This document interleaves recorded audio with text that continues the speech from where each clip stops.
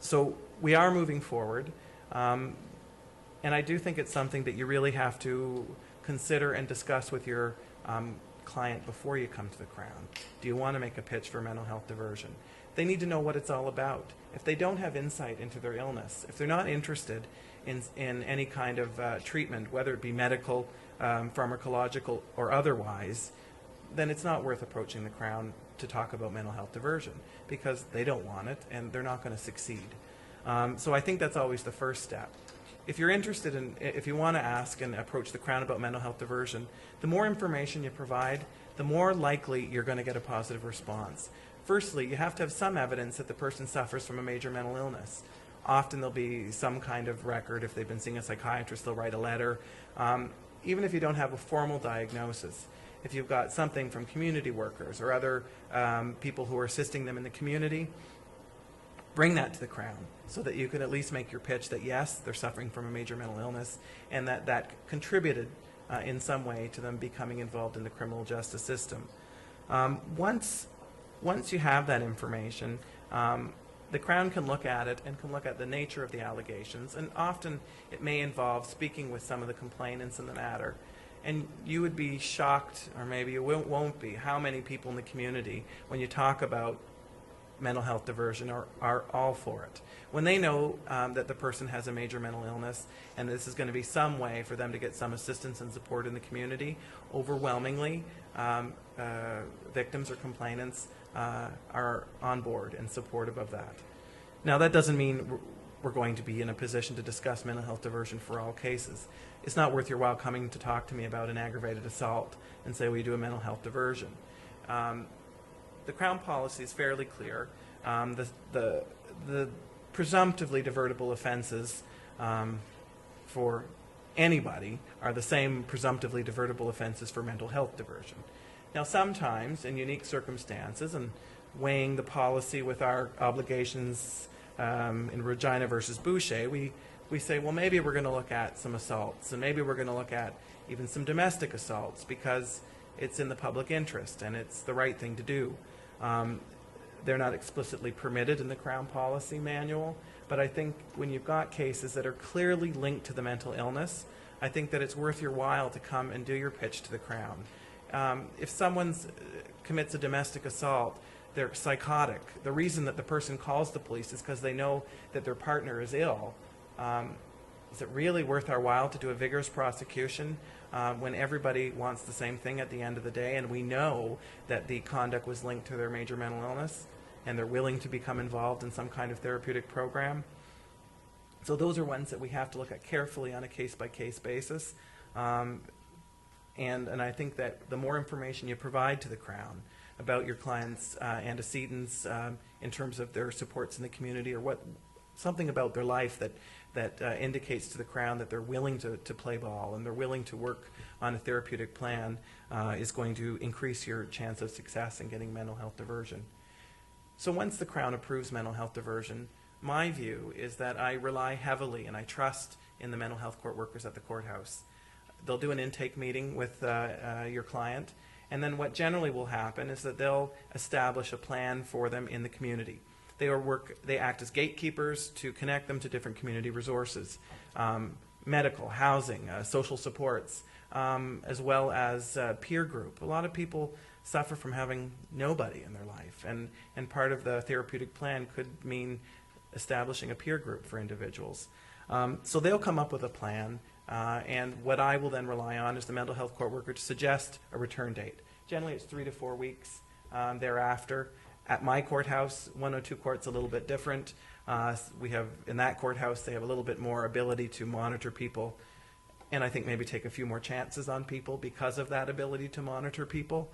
And success is relative. I've had ones where the person said, well, they got a health card, and for that person that was a big deal. And other people who have agreed to see their doctor. They haven't agreed to medication, but they've agreed to at least see their doctor and talk to someone.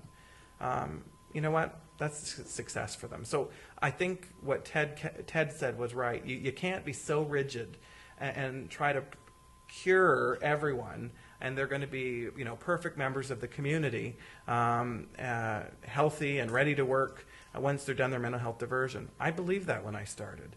I was like, why aren't they taking meds, and why are they going to go back to work and school? And then you realize, like, what planet are you from? I mean, that's just not going to happen. And then when you have people and they come into court and they're wearing clean clothes, and I'm like, yes, you know, it's working. So I think you have to look at it in a really nuanced way. I think that success is different for everyone. And I generally rely on the mental health court workers to come to me and say, this is what they've done. Here's some letters for people that they've been seeing in the community. I may ask them some questions. Do you think they're ready? Could we do this? Could we make sure we get them into housing before we end it? But I think that it's, we can't expect everything. Look, we can't put something more onerous on people doing mental health diversion than they'd get had they walked into court and pled guilty and got 3 days. I mean, I think your job as defense counsel is to remind me of that, because, you know, some of the suggestions I have at times, defense say, are you on crack? Like, if he had pled guilty, he would be out in the community like in 2 days, and you're asking them to do, you know, 8 million things. So I think that it has to be something that's proportional to the offense, that's really something individualized, but it's achievable.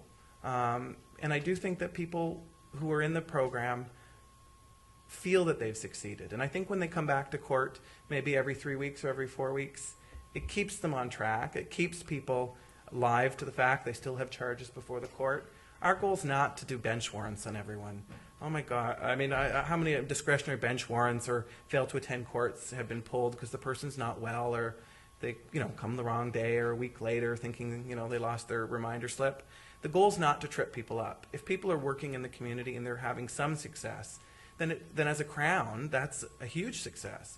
If they're less likely to be arrested, they're less likely to be psychotic and to hurt themselves or someone else, then the whole community wins. And as a Crown Counsel, that's the best result you could ask for in terms of less recidivism, more rehabilitation.